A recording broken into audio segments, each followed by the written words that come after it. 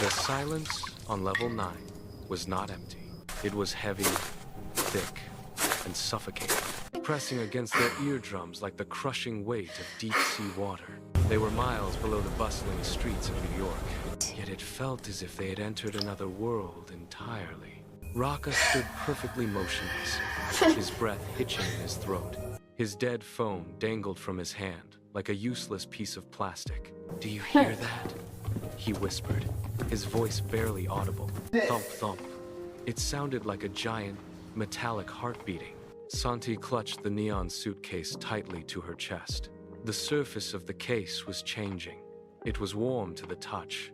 "It is leading us somewhere," she said, her voice echoing. Beside her, Buddy's nose began to flicker with a soft, amber glow. It illuminated thick cobwebs that hung like tattered curtains.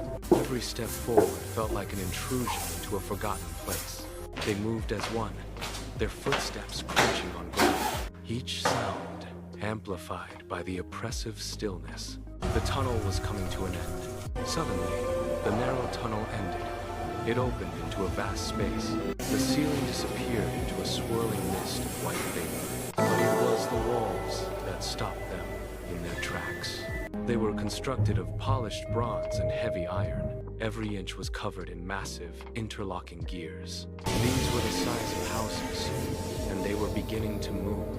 A low groan of metal against metal filled the air. "Look at the walls," Booty pointed, his voice trembling. The architecture was alive, shifting and grinding in the dark. The gears weren't just decorative, they were functional. A massive section of the wall slid aside. It revealed a hidden staircase spiraling upward. "This isn't a subway," Raka muttered. "This is a machine." Santi took a step toward the center. The suitcase pulsed. The entire room shuddered violently. The gear walls began to rotate faster, clicking into position. They were tiny specks inside a mechanism waking up. "Santi! The bag!"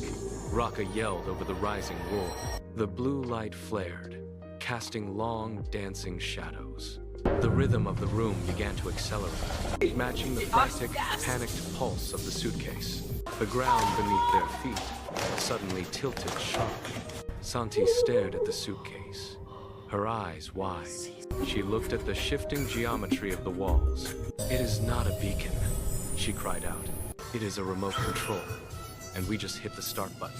The entire chamber locked into place with one final thud. The machine was active.